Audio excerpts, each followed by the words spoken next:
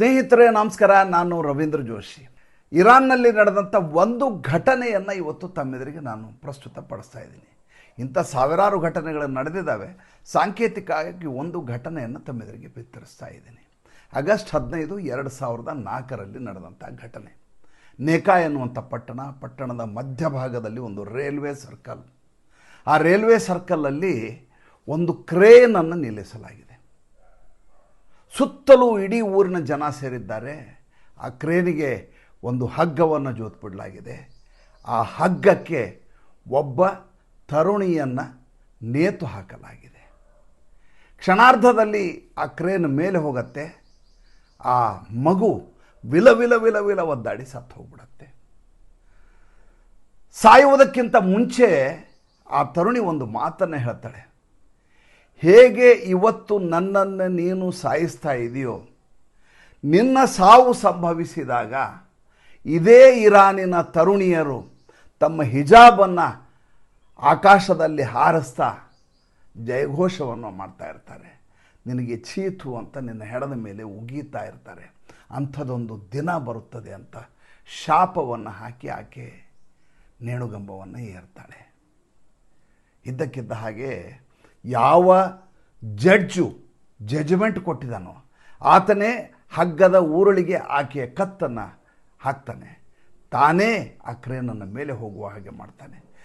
ವಿಲಿ ಒದ್ದಾಡಿ ಆ ತರುಣಿ ಸತ್ತು ಹೋಗ್ತಾಳೆ. ಏನು ವಿಷಯ? ನಡೆದ ಘಟನೆ ಏನು? ಅತ್ಯಂತ ಹೃದಯ ವಿದ್ರಾವಕವಾದಂಥ, ಅತ್ಯಂತ ಅಮಾನವೀಯವಾದಂಥ ಘಟನೆ ಇದು. ಆಗಸ್ಟ್ 15, 2004ರಂದು ಮುಜಾಂದರನ್ ಪ್ರಾಂತ್ಯದ ನೇಕಾ ಎನ್ನುವಂಥ ಪಟ್ಟಣದಲ್ಲಿ ನಡೆದ ಘಟನೆ ಇದು. ನೀವು ಗೂಗಲ್ನಲ್ಲಿ, ಫೇಸ್ಬುಕ್ನಲ್ಲಿ, ಯೂಟ್ಯೂಬ್ನಲ್ಲಿ ಎಲ್ಲಿ ಹೋದರೂ ನೀವು ಈ ಅತಾಫಿ ರಜಾಬಿ ಸಹಾಲೆಯ ಪ್ರಕರಣ ಅಂತ ಹಾಕಿಬಿಟ್ರೆ ಸಂಪೂರ್ಣವಾದ ಮಾಹಿತಿ ಬರುತ್ತೆ. ಸಣ್ಣ ಸಣ್ಣ ಕದಲಿಕೆಗಳನ್ನ ಕೂಡ ನೀವು ಗಮನಿಸ್ಬೋದು. ಈ ಅತಾಫಿ ರಜಾಬಿ ಸಹಾಲೆ ಒಂದು ದಿವಸ ಸಂಜೆ ಮಬ್ಬುಗತ್ತಲಿನಲ್ಲಿ ಟ್ಯಾಕ್ಸಿಯಲ್ಲಿ ಹಿಂದಿನ ಸೀಟ್ನಲ್ಲಿ ಕೂತ್ಕೊಂಡು ಹೋಗ್ತಾ ಇರ್ತಾಳೆ. 16 ವರ್ಷ ಆಕೆಗೆ. ಅದ್ಭುತವಾದಂಥ ಸುಂದರಿ, ಅಪ್ಸರೆ. ಇದ್ದಕ್ಕಿದ್ದ ಹಾಗೆ ಮಾರಲ್ ಪೊಲೀಸು ಟ್ಯಾಕ್ಸಿಯನ್ನು ನಿಲ್ಲಿಸ್ತಾರೆ. ಟ್ಯಾಕ್ಸಿಯನ್ನು ನಿಲ್ಲಿಸಿದ ಸಂದರ್ಭದಲ್ಲಿ ಆಕೆ ಕಿಟಕಿಯಿಂದ ತನ್ನ ಮುಖವನ್ನು ಹೊರಗಡೆ ಹಾಕ್ತಾಳೆ. ಹೊರಗಡೆ ಹಾಕಿದಾಗ ಆಕೆ ಹಿಜಾಬು ತಲೆಯಿಂದ ಸ್ವಲ್ಪ ಹಿಂದುಗಡೆ ಸರಿಯುತ್ತೆ. ಗಾಳಿಗೆ ಧೋ ಅಂತ ಬೀಸ್ತಾ ಇರುವಂಥ ಗಾಳಿ, ರೊಯ್ ಅಂತ ಗಾಳಿ ಬೀಸ್ತಾ ಇದೆ. ಹಿಜಾಬ್ ಸ್ವಲ್ಪ ಹಿಂದೆ ಹೋಗುತ್ತೆ. ಯಾವಾಗ ಆಕೆಯ ತಲೆಯ ಮೇಲೆ ಸರಿಯಾಗಿ ಹಿಜಾಬನ್ನು ಧರಿಸಿಲ್ಲ ಅಂತ ಮಾರಲ್ ಪೊಲೀಸರಿಗೆ ಗೊತ್ತಾಗುತ್ತೋ ಅವರು ಕ್ರುದ್ಧರಾಗಿರ್ತಾರೆ. ಕ್ರುದ್ಧರಾದವರು ತಕ್ಷಣ ಆಕೆಯನ್ನು ಎಳ್ಕೊಂಡು ಆ ಟ್ಯಾಕ್ಸಿಯ ಸಮೇತ ಪೊಲೀಸ್ ಸ್ಟೇಷನ್ಗೆ ಹೋಗ್ತಾರೆ. ಹೋಗಿ ಆಕೆಯನ್ನು ಒಳಗೆ ಅನಧಿಕೃತವಾಗಿ ಬಂಧಿಸ್ತಾರೆ. ಅನಧಿಕೃತವಾಗಿ ಅಂತ ಯಾಕೆ ಹೇಳಿದೆ ಅಂದರೆ, ಮುಂದಿನ 7 ದಿನಗಳ ಸಮಯದಲ್ಲಿ ಆಕೆಯ ಅತಾಪತ ಎರಡೂ ಇರೋದೇ ಇಲ್ಲ. 7 ದಿನ ನಿರಂತರವಾಗಿ ಆಕೆಯ ಮೇಲೆ ಸಾಮೂಹಿಕವಾಗಿ ಅತ್ಯಾಚಾರವನ್ನು ಮಾಡಲಾಗುತ್ತೆ. ಸಾಮೂಹಿಕವಾಗಿ ಒಬ್ಬರ ಹಿಂದೊಬ್ಬರಂತೆ ಮಾರಲ್ ಪೊಲೀಸ್ಗಳು ಅವರು ಯಾರ್ಯಾರು ಬರ್ತಾರೆ ಎಲ್ಲರೂ ಅತ್ಯಾಚಾರವನ್ನು 16 ವರ್ಷದ ತರುಣಿಯ ಮೇಲೆ ನಡೆಸಲಾಗತ್ತೆ. ಅದಕ್ಕಿಂತ ಮುಂಚೆ 13ನೇ ವಯಸ್ಸಿನಲ್ಲಿಯ ಈ ತರುಣಿಯ ಮೇಲೆ 51 ವರ್ಷದ ಪ್ರಾಯದ ಅಲ್ಲಿಯ ಇಸ್ಲಾಮಿಕ್ ಗಾರ್ಡ್ ಏನಿದ್ದಾನೆ ಆತ ನಿವೃತ್ತನಾದಂಥ ವ್ಯಕ್ತಿ ನಿರಂತರವಾಗಿ ಆಕೆಯ ಮೇಲೆ ಅತ್ಯಾಚಾರ ಮಾಡ್ತಾ ಇರ್ತಾನೆ 13ರಿಂದ 16 ವರ್ಷದವರೆಗೂ. 16ನೇ ವರ್ಷದಲ್ಲಿ ಈ ರೀತಿ ಪೊಲೀಸರು ಆಕೆಯ ಮೇಲೆ ನಿರಂತರವಾಗಿ ಅತ್ಯಾಚಾರ ಮಾಡ್ತಾರೆ. ಮಾಡಿದ ಮೇಲೆ ಆಕೆಯನ್ನು ಕೋರ್ಟಿಗೆ ಪ್ರೊಡ್ಯೂಸ್ ಮಾಡಲಾಗಿತ್ತು. ಏನಂತ ಕೇಸ್ ಹಾಕಿದ್ರು ಗೊತ್ತಾ? ಈಕೆ ಅನೈತಿಕ ಸಂಬಂಧವನ್ನು ಟ್ಯಾಕ್ಸಿ ಡ್ರೈವರ್ ಜೊತೆ ಸೇರಿಕೊಂಡು ವ್ಯಭಿಚಾರವನ್ನು ಮಾಡ್ತಾ ಇದ್ಲು ಅನ್ನುವಂಥ ಪ್ರಕರಣವನ್ನು ದಾಖಲು ಮಾಡಲಾಗುತ್ತೆ. ನನಗೆ ಇದನ್ನು ಹೇಳಲಿಕ್ಕೆ ಭಾಳ ಸಂಕಟಪಟ್ಟು ಹೇಳ್ತಾ ಇರೋ ಘಟನೆ ಇದು. ನನಗೆ ಇರಾನ್ ಮೇಲೆ ಯಾಕೆ ಈ ಕೋಪ ಬರುತ್ತೆ ಅಂತಂದರೆ, ಯಾವ ಧಾರ್ಮಿಕ ನಾಯಕ ಅನ್ನುವಂಥ ಹೆಸರಿನ ವ್ಯಕ್ತಿ ಇದನ್ನು ಆತನೇ ಅಧರ್ಮವನ್ನು ಮಾಡಿದಾಗ ಯುದ್ಧ ಮಾಡುವುದು ಅನಿವಾರ್ಯ ಅಂತ ಕೃಷ್ಣನೇ ದ್ವಾಪರ ಯುಗದಲ್ಲಿ ಹೇಳಿದ್ದಾನೆ. ಎಲ್ಲಿ ಅಧರ್ಮ ಇರುತ್ತೋ ಅದರ ವಿರುದ್ಧ ಹೋರಾಟ ಮಾಡಬೇಕು ಅಂತಿದ್ದೇ ಹೋದರೆ ದೇವಾನ ದೇವತೆಗಳ ಕೈಯಲ್ಲಿ ತ್ರಿಶೂಲ, ಸುದರ್ಶನ ಚಕ್ರ ಹಿಡ್ಕೊಂಡು ಇರಬೇಕಾದ ಅಗತ್ಯ ಇರಲಿಲ್ಲ. ಯುದ್ಧದ ಸೋಲು ಗೆಲುವು ಎಲ್ಲವೂ ಬೇರೆ, ಹೋರಾಟ ಆಗಬೇಕಾದದ್ದು ಅನಿವಾರ್ಯ ಅಲ್ವಾ? ಇರಲಿ, ವಿಷಯ ಅದಲ್ಲ. ವಿಷಯ ಈಗ ನಾನು ಮಾತಾಡ್ತಾ ಇರೋದು ಅತಾಫಿ ರಜಾಬಿ ಸಹಾಲೆ ಎನ್ನುವಂಥ ತರುಣಿಯ ಹೃದಯ ವಿದ್ರಾವಕ ಘಟನೆಯ ಬಗ್ಗೆ. ಕೋರ್ಟಿಗೆ ಹಾಜರಾಗ್ತಾಳೆ. ಆಕೆಗೆ ವಕೀಲರಿಲ್ಲ. ಅಲ್ಲಿಯ ಮಹಿಳೆಯರು ವಕೀಲರನ್ನು ಇಟ್ಟುಕೊಳ್ಳುವ ಹಾಗಿಲ್ಲ. ನೋಡಿ, ಮಾನವ ಹಕ್ಕಿನ ಉಲ್ಲಂಘನೆ ಅಂತ ನಮ್ಮಲ್ಲಿ ಮಾತಾಡ್ತಾರಲ್ಲ, ಇರಾನ್ನಲ್ಲಿ ಹೋಗಿ ಮಾತಾಡಲಿ ಇವರೆಲ್ಲ. ಅಲ್ಲಿಯ ಜಡ್ಜ್ ಇದ್ದ ಹಾಜಿ ರಜಾಯಿ ಅಂಥೇಳಿ ಆತನ ಹೆಸರು. ಈ ಹಾಜಿ ರಜಾಯಿ ಜಡ್ಜ್ ಸ್ಥಾನದಲ್ಲಿಯೂ ತಾನೇ ಕೂಡ್ತಾನೆ, ಸರ್ಕಾರದ ಪರವಾಗಿ ಅಭಿಯೋಜಕನಾಗಿಯೂ ತಾನೇ ನಿಲ್ತಾನೆ, ಪಬ್ಲಿಕ್ ಪ್ರಾಸಿಕ್ಯೂಟರ್ ಆಗಿ.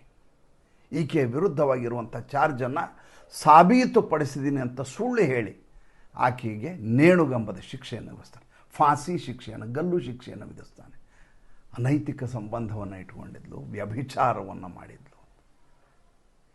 ಈಕೆ ಮೇಲ್ಗಡೆ ಕೋರ್ಟ್ಗೆ, ಸುಪ್ರೀಂ ಕೋರ್ಟ್ಗೆ ಅಪೀಲ್ ಹೋಗ್ತಾಳೆ. ಅಲ್ಲಿ ಧಾರ್ಮಿಕ ನಾಯಕ ಈ ಏನು ಸತ್ತೋದ್ನಲ್ಲ ಇವನು, ಈ ಅತಾವುಲ್ಲಾ ಖಮ್ನಿಯೇ ಇರ್ತಾನೆ. ಅತಾವುಲ್ಲಾ ಖಮೇನಿ ಕೇಸನ್ನು ವಜಾ ಮಾಡ್ತಾನೆ. ಲೋವರ್ ಕೋರ್ಟ್ ಏನು ತೀರ್ಪು ಕೊಟ್ಟಿದೆ ಆ ತೀರ್ಪಿಗೆ ಬದ್ಧ ಅಂತ ಹೇಳಲಾಗ್ತದೆ. ಅದಾದಮೇಲೆ ಆಗಸ್ಟ್ 15, 2004 ಆಕೆಗೆ ಗಲ್ಲು ಶಿಕ್ಷೆ ಆಗುತ್ತೆ.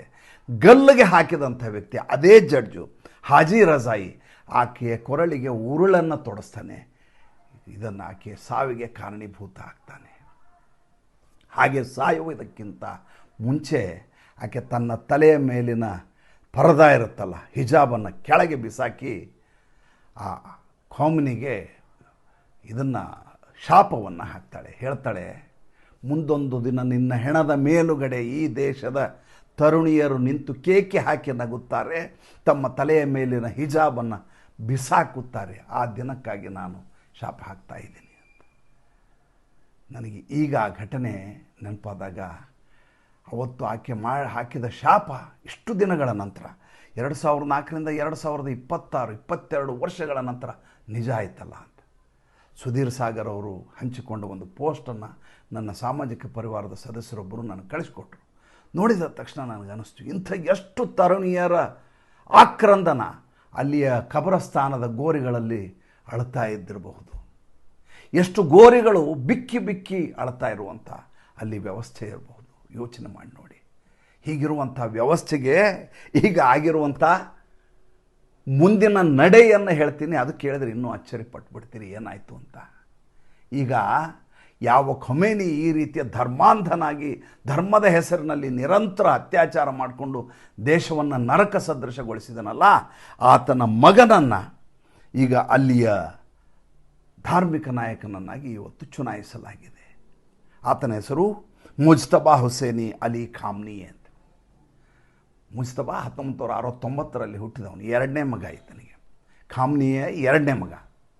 ಈತ 2009ರಲ್ಲಿ ಸಾರ್ವಜನಿಕ ಬದುಕಿಗೆ ಬಂದವನು. 2019ರಲ್ಲಿ ಅಮೇರಿಕ ಈತನಿಗೆ ನಿಷೇಧವನ್ನು ಹೇರಿತ್ತು, ಈತ ನಮ್ಮ ದೇಶಕ್ಕೆ ಬರಂಗಿಲ್ಲ ಅಂತ. ಅಂಥ ವ್ಯಕ್ತಿಯನ್ನು ಒತ್ತಡದ ಮೇಲೆ ಇವರ ಇಸ್ಲಾಮಿಕ್ ಫೋರ್ಸ್ ಇದೆಯಲ್ಲ, ಅವರ ಒತ್ತಡದ ಮೇರೆಗೆ ಈತನನ್ನು ಅಲ್ಲಿಯ ನಾಯಕನನ್ನಾಗಿ ನಿಯುಕ್ತಿಗೊಳಿಸಲಾಗಿದೆ. ನಿನ್ನೆ ಒಂದು ಭಾಳ ದೊಡ್ಡ ಬೆಳವಣಿಗೆ ಆಯಿತು. ಏನಂದರೆ ಅಲ್ಲಿ ಒಂದು ಅಸೆಂಬ್ಲಿ ಆಫ್ ಎಕ್ಸ್ಪರ್ಟ್ಸ್ ಅಂತ ಇದೆ. ಅಸೆಂಬ್ಲಿ ಆಫ್ ಎಕ್ಸ್ಪರ್ಟ್ಸಲ್ಲಿ 80 ಜನ ಧಾರ್ಮಿಕ ನಾಯಕರು ಕೂತ್ಕೊಂಡು ತಮ್ಮ ಮುಂದಿನ ನಾಯಕ ಯಾರು ಅಂತ ಚುನಾಯಿಸಬೇಕು. ನೋಡಿ, ಇಸ್ರೇಲ್ ಮತ್ತು ಅಮೇರಿಕೆಯ ಸೈನ್ಯ ಎಷ್ಟು ಅತ್ಯಾಧುನಿಕವಾಗಿದೆ ಅನ್ನುವುದಕ್ಕಿಂತ ಹೆಚ್ಚಾಗಿ ಅವರ ಬೇಹುಗಾರಿಕೆ ಎಷ್ಟು ಚುರುಕಾಗಿದೆ ಅಂತ ನೀವು ಅರ್ಥ ಮಾಡ್ಕೋಬೇಕಂದ್ರೆ, ಅಲ್ಲಿ ಸಭೆ ನಡೆಯುತ್ತೆ, ಇನ್ನೊಬ್ಬ ಧಾರ್ಮಿಕ ನಾಯಕನ ನಿಯುಕ್ತಿ ಆಗತ್ತೆ, ಚುನಾಯಿತನಾಗ್ತಾನೆ ಅಂತ ಗೊತ್ತಾದ ತಕ್ಷಣ ಟಾರ್ಗೆಟ್ ಮಾಡಿ ನಿಖರವಾಗಿ ಅದೇ ಅಸೆಂಬ್ಲಿ ಆಫ್ ಎಕ್ಸ್ಪರ್ಟ್ಸ್ ಮೇಲೆ ದಾಳಿಯನ್ನು ಮಾಡುತ್ತೆ ಇಸ್ರೇಲ್. ಇಸ್ರೇಲ್ನ ಕೆಪಾಬಿಲಿಟಿ ಹೇಗಿರ್ಬೋದು ಸುಮ್ಮನೆ ಆಲೋಚನೆ ಮಾಡಿ. ಮೊಸಾದ್ ಇದೆಯಲ್ಲ, ಅದು ಯಾವ ರೀತಿ ತನ್ನ ಚಟುವಟಿಕೆಗಳನ್ನ ಮಾಡುತ್ತೆ ಅಂತ ನೀವು ನಂಬಲಿಕ್ಕೆ ಸಾಧ್ಯ ಇಲ್ಲ. ಕುಡಿಯುವ ನೀರು ವಿಷ ಆಗ್ಬೋದು, ಕುಡಿಯುವ ನೀರು ಬಾಂಬ್ ಆಗ್ಬೋದು, ಆ ರೀತಿ ಮಾಡಬಲ್ಲಂಥ ಚಾಕಚಕ್ಯತೆ, ಅಂಥ ತಂತ್ರಜ್ಞಾನ, ಅಂಥ ಬೇಹುಗಾರಿಕೆ ಅವರಲ್ಲಿ ವ್ಯವಸ್ಥೆಯಲ್ಲಿದೆ. ಇವತ್ತು ಭಾಳ ದೊಡ್ಡ ಮಟ್ಟದಲ್ಲಿ ಎಲ್ಲರೂ ಹೇಳ್ತಾ ಇರೋದೇನಂತಂದರೆ, ಇರಾನ್ ಮೇಲುಗೈ ಸಾಧಿಸಿದೆ, ಡೊನಾಲ್ಡ್ ಟ್ರಂಪ್ಗೆ ಸರಿಯಾಗಿ ಆತನ ಸೊಕ್ಕನ್ನು ಮುರಿಯಲಾಗ್ತಾ ಇದೆ ಎಲ್ಲ ಹೇಳ್ತಾರೆ. ಡೊನಾಲ್ಡ್ ಟ್ರಂಪ್ನ ಉದ್ದೇಶ ಏನೇ ಇರ್ಬೋದು, ಡೊನಾಲ್ಡ್ ಟ್ರಂಪ್ ಮಾಡ್ತಾ ಯುದ್ಧ ಸರಿಯೋ ತಪ್ಪೋ ಅದರ ಬಗ್ಗೆ ನಾವೀಗ ಭಾಳ ದೊಡ್ಡ ಮಟ್ಟದಲ್ಲಿ ಚರ್ಚೆ ಮಾಡುವ ಅಗತ್ಯ ಇಲ್ಲ. ಆದರೆ ಇರಾನ್ ಅಂತ ಒಂದು ದುಷ್ಟ ರಾಷ್ಟ್ರ, ಇಸ್ಲಾಮಿಕ್ ರಾಷ್ಟ್ರ ಈ ನೆಲದ ಮೇಲೆ ಇರಬೇಕಾ ಅನ್ನುವುದನ್ನು ನಾವು ಆಲೋಚನೆ ಮಾಡಬೇಕು. ಇರಾನ್ ಮಾತ್ರ ಅಲ್ಲ, ಆ ರೀತಿ ಆಲೋಚನೆ ಮಾಡುವಂಥ ಯಾವುದೇ ರಾಷ್ಟ್ರ ಆದರೂ ಕೂಡ, ಆ ರೀತಿಯ ಧರ್ಮಾಂಧತೆ ಇಟ್ಕೊಂಡಂಥ ಯಾವುದೇ ವ್ಯವಸ್ಥೆ ಆದರೂ ಕೂಡ ಅದು ನಾಶ ಮಾಡಬೇಕಾದದ್ದು ಇವತ್ತಿನ ಕಾಲಘಟ್ಟದ ಅನಿವಾರ್ಯತೆ. ಈ ದೇಶ ಎಷ್ಟು ದುಷ್ಟ ಅಂತ ನೀವು ಸುಮ್ಮನೆ ಮೇಲ್ನೋಟಕ್ಕೆ ತಿಳ್ಕೋಬೇಕು ಅಂದರೆ, ಇದ್ದಕ್ಕಿದ್ದ ಹಾಗೆ ದಾಳಿ ಮಾಡಿದ್ದು ಇಸ್ರೇಲ್ ಅಮೇರಿಕ. ಅವರು ಅಟ್ಯಾಕ್ ಮಾಡ್ತಾ ಇರೋದು ಉಳಿದ 12 ದೇಶಗಳ ಮೇಲೆ. ಯಾರ ಮೇಲೆ? ತಮ್ಮದೇ ಮುಸಲ್ಮಾನ ಬಾಂಧವರಿರುವಂಥ ದೇಶಗಳ ಮೇಲೆ ನಿರಂತರವಾದ ದಾಳಿಯನ್ನು ಮಾಡ್ತಾರೆ. ಅಂದರೆ ಇವರಿಗೆ ಕಷ್ಟ ಕಾರ್ಪಣ್ಯ, ದುಃಖ ದುಮ್ಮಾನ, ಮಾನವೀಯತೆ, ಅಂತಃಕರಣ ಯಾವುದೂ ಇರಲಾರ್ದಂಥ ರಾಕ್ಷಸ ಮನಸ್ಥಿತಿಯ ಒಂದು ದೊಡ್ಡದಾದಂಥ ವ್ಯವಸ್ಥೆ ಇದು ಅಂತ ಮೇಲ್ನೋಟಕ್ಕೆ ಸ್ಪಷ್ಟ ಆಗಿಬಿಡುತ್ತೆ. ಯುದ್ಧ ನೋಡಿ, ವಿಚಿತ್ರ ನೋಡಿ, ಇಡೀ ಜಗತ್ತು ನಲಗಬೇಕು ಅನ್ನೋದು ಅವರ ಆಲೋಚನೆ. ನಾನು ನಿನ್ನೆ ಹೇಳಿದೆ, ನಿಮ್ಮ ಸ್ಟೇಟ್ ಆಫ್ ಹಾರ್ಮೋಸ್ ಬಗ್ಗೆ ಮಾತಾಡಿದೆ ನಾನು. ಸ್ಟೇಟ್ ಆಫ್ ಹಾರ್ಮೋಸಿಂದ ಪೌರ್ವಾತ್ಯ ರಾಷ್ಟ್ರಗಳು, ಪಾಶ್ಚಿಮಾತ್ಯ ರಾಷ್ಟ್ರಗಳು ಎಲ್ಲ ಕಡೆ ಹೋಗಲಿಕ್ಕೆ ಇರುವಂಥ ಒಂದು ಹಾರ್ಮೋಸ್ ಜಲಸಂಧಿ ಅಂತೇಳಿ. ಈಗ ನಮ್ಮ ಮನೆ ಇದೆಯಪ್ಪ, ಈ ನಮ್ಮ ಮನೆ ಎದುರು ಒಂದು ರಸ್ತೆ ಇದೆ. ಇಡೀ ಊರವರೆಲ್ಲ ನಮ್ಮ ಮನೆ ಮುಂದೆ ಹಾಸಿ ಹೋಗ್ಬೇಕು. ನಾ ಇದ್ದಕ್ಕಿದ್ದಾಗಿ ನಾನು ಬೌಂಡ್ರಿ ಹಾಕಿಬಿಡ್ತೇನೆ, ನಮ್ಮ ಮನೆ ಮುಂದೆ ಹಾಸಿ ಯಾರು ಹೋಗಂಗಿಲ್ಲ ನೀವು ಅಂತ. ಇಡೀ ಊರು ತಟಸ್ಥಗೊಂಡು ಬಿಡುತ್ತೆ. ಇಡೀ ಊರಿನ ಚಲನವಲನ, ವ್ಯಾಪಾರ, ವಹಿವಾಟು, ಬದುಕು ಎಲ್ಲವೂ ನಿಂತು ಹೋಗುತ್ತೆ. ಅಂಥ ಸ್ಥಿತಿಗೆ ಈಗ ಇರಾನು ಜಗತ್ತನ್ನು ತಂದು ನಿಲ್ಲಿಸಿದೆ. ಈ ಹಾರ್ಮೂಜ್ ಜಲಸಂಧಿ ಅಂತೇನು ರಸ್ತೆ ಇದೆಯಲ್ಲ, ಸಮುದ್ರ ರಸ್ತೆ, ಅದರ ಮೂಲಕ ಯಾವ ಹಡಗುಗಳು ಇನ್ನು ಮುಂದೆ ಹೋಗೋ ಹಾಗೆ ಇಲ್ಲ ಅಂತ ನಿನ್ನೆ ಇದ್ದಕ್ಕಿದ್ದ ಹಾಗೆ ಧಮಕಿ ಕೊಟ್ಟಿದೆ. ಯಾರಾದರೂ ಈ ಹಾರ್ಮೂಜ್ ಜಲಸಂಧಿಯ ಮೂಲಕ ಹೋದರೆ ಆ ಹಡಗುಗಳಿಗೆ ನಾವು ಬೆಂಕಿ ಹಚ್ತೀವಿ ಅಂತ. ಭಾರತ ದೇಶದ 40% ತೈಲ, 50% LNG ಈ ರೂಟ್ ಮೂಲಕ ಬರ್ತಾ ಇತ್ತು. ನಿನ್ನೆ 27 ನಮ್ಮ ಧ್ವಜಗಳನ್ನು ಹಾರಿಸಿದಂಥ ಹಡಗುಗಳು ದಾರಿಯಲ್ಲಿತ್ತು. 10,000 ಕೋಟಿ ರೂಪಾಯಿಯ ಭಾರತದ ಆಸ್ತಿಯಲ್ಲಿ ಸಮುದ್ರದಲ್ಲಿ ಈಗ ಸಿಕ್ಕಾಕ್ಕೊಂಡಿದೆ ನಮ್ಮದು.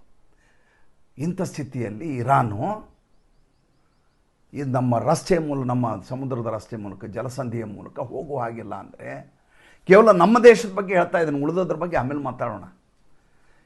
ಹೇಳಿದರೆ ಹೇಗೆ ಜಗತ್ತು ಇದ್ದಕ್ಕಿದ್ದ ಹಾಗೆ ತಟಸ್ಥ ಆಗಿಬಿಡುತ್ತೆ, ಸ್ತಬ್ಧ ಆಗಿಬಿಡುತ್ತೆ ಅನ್ನೋದನ್ನು ಆಲೋಚನೆ ಮಾಡಿ. ಹೊಡೆದಿರುವುದು ಅಲ್ಲಿ ಒಬ್ಬ ಧಾರ್ಮಿಕ ನಾಯಕನನ್ನು. ಆ ಧಾರ್ಮಿಕ ನಾಯಕನನ್ನು ಹೊಡೆದದ್ದು 2 ದೇಶಗಳು, ಇಸ್ರೇಲ್ ಮತ್ತು ಅಮೇರಿಕ. ಅವರ ಹೋರಾಟ ಏನಿದ್ರು ಅವ್ರ ಜೊತೆ ಆಗಬೇಕು, ಆದರೆ ಅದು ಇಡೀ ಜಗತ್ತು ನರಬೇಕು ಅನ್ನುವಂಥ ಆಲೋಚನೆಯಲ್ಲಿದೆ ಇರಾನ್. ಅಂದರೆ ಇವರ ಮನಸ್ತತ್ವವೇ ರಾಕ್ಷಸಿ ಪಾಶವಿ ಮನಸ್ಥಿತಿಯ ಜನ ಇವರು.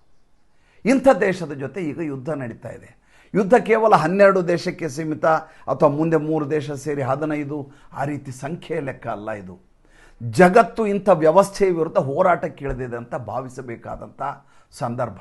ಈಗ ಭಾರತ ದೇಶ ಭಾಳ ದೊಡ್ಡ ಮಟ್ಟದ ಸಂದಿಗ್ಧತೆಗೆ ಸಿಲುಕ್ತದೆ. ಇನ್ನೊಂದು ವಾರದ ಒಳಗಡೆ ನಮಗೆ ಪೆಟ್ರೋಲ್ಗಳು ತಮ್ಮ ತಾಪತ್ರಯ ಶುರುವಾಗುತ್ತೆ, ರೇಟ್ಗಳೆಲ್ಲ ಏರ್ತವೆ, ನರೇಂದ್ರ ಮೋದಿನ ಬೈಲಿಕ್ಕೆ ಶುರು ಮಾಡ್ತಾರೆ, ಎಲ್ಲ ಶುರುವಾಗ್ತವೆ. ಈಗ ಇದನ್ನು ತಪ್ಪಿಸ್ಕೊಳ್ಳಿಕ್ಕೆ ಯಾರ ಕಡೆಯಿಂದ ಸಾಧ್ಯ ಇಲ್ಲ. 50,000 ಜನ ಸೈನಿಕರನ್ನು ಇದಕ್ಕೋಸ್ಕರ ಅಮೇರಿಕ ನಿಯೋಜನೆ ಮಾಡಿದೆ. 200 ಹಡಗುಗಳನ್ನು, 200 ಯುದ್ಧ ವಿಮಾನಗಳನ್ನು ಮತ್ತೆ ಕರೆಸ್ಕೊಂಡಿದೆ. ಸೋಲುವ ಯಾವುದೇ ಪ್ರಶ್ನೆಯೇ ಬರೋದಿಲ್ಲ ಅಂತ ಇಸ್ರೇಲ್ ಹೇಳ್ತಾ ಇದೆ, ಅಮೇರಿಕನೂ ಹೇಳ್ತಾ ಇದೆ. ಯುದ್ಧದ ತೀವ್ರತೆಯನ್ನು ನೀವು ಅರ್ಥ ಮಾಡ್ಕೊಳ್ಳಿ. ಇರಾನ್ನ ಮನಸ್ಥಿತಿ ಏನು ಗೊತ್ತಾ? ಭಾರತದ ಮೇಲೆ ರಾಜಕೀಯ ಒತ್ತಡವನ್ನು ಹೇರಬೇಕು. ಭಾರತದ ವಿರೋಧ ಪಕ್ಷ ಹೇಗಿದೆ ಅಂತ ಅದು ಗೊತ್ತಿದೆ.